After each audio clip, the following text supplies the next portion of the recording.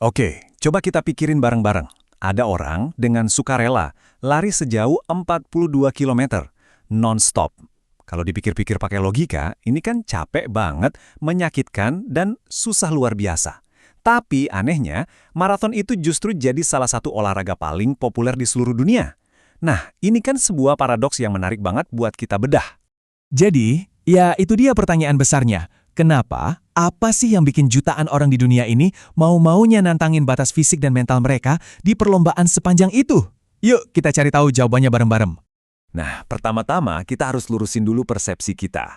Maraton itu bukan sekedar lomba lari biasa.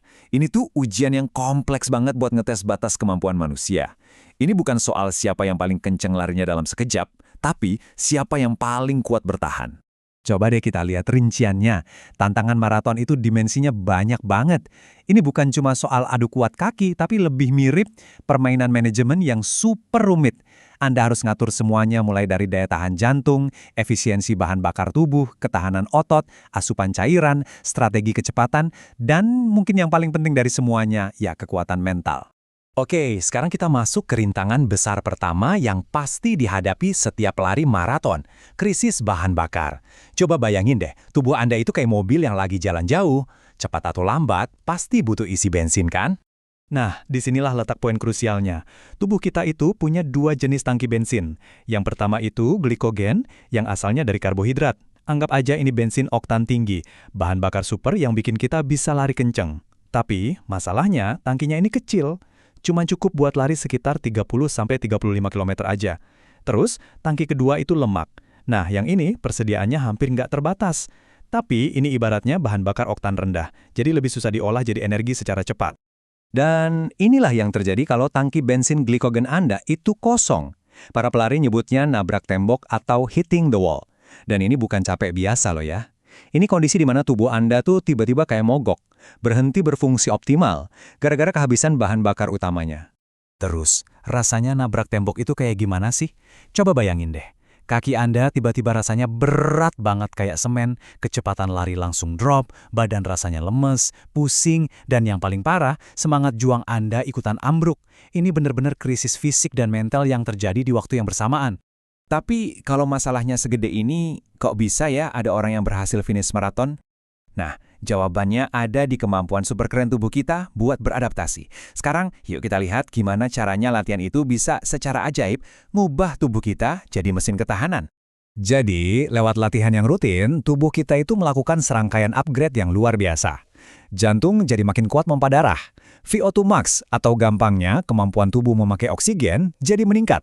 Tubuh kita bahkan sampai ngebangun jaringan pipa baru, yaitu kapiler, buat nganterin oksigen ke otot. Dan yang paling penting nih, tubuh jadi lebih pintar bakar lemak.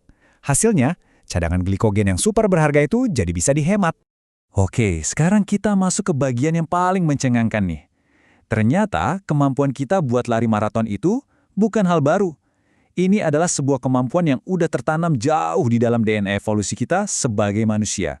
Tapi pertanyaannya, kenapa sih kita, manusia, bisa sespesial ini dalam hal lari jarak jauh dibandingin hewan-hewan lain? Maksud saya, cheetah emang bisa lari super kenceng, tapi coba suruh lari maraton, ya nggak bakal bisa. Jawabannya ada di sebuah teori ilmiah yang keren banget, namanya hipotesis lari ketahanan.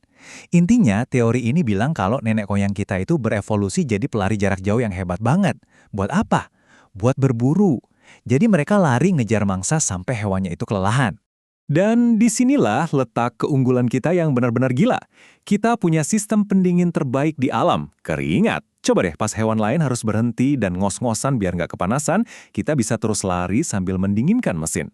Ditambah lagi, cara kita lari pakai dua kaki itu super efisien energinya buat jarak jauh. Jadi bisa dibilang, kita ini emang terlahir untuk berlari. Oke, kita udah ngomongin soal fisik dan evolusi. Sekarang kita pindah ke arena pertempuran lain yang gak kalah penting, atau bahkan mungkin lebih penting, pikiran kita. Karena pada akhirnya, maraton itu adalah soal mental.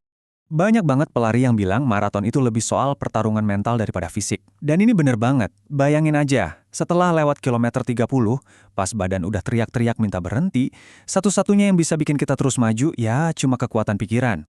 Dan pertarungan mentalnya itu banyak banget. Bukan cuma pas hari lomba loh, tapi dimulai berbulan-bulan sebelumnya, pas latihan yang butuh disiplin tinggi. Kemampuan buat ngelola rasa sakit yang terus-terusan, ngelawan capek yang luar biasa, ngejaga fokus berjam-jam, sampai ngatur emosi biar tetap stabil, itu semua adalah skill yang sama pentingnya kayak kekuatan fisik. Melihat semua perjuangan fisik dan mental tadi, kita balik lagi ke pertanyaan awal. Kenapa orang masih mau lakuin ini?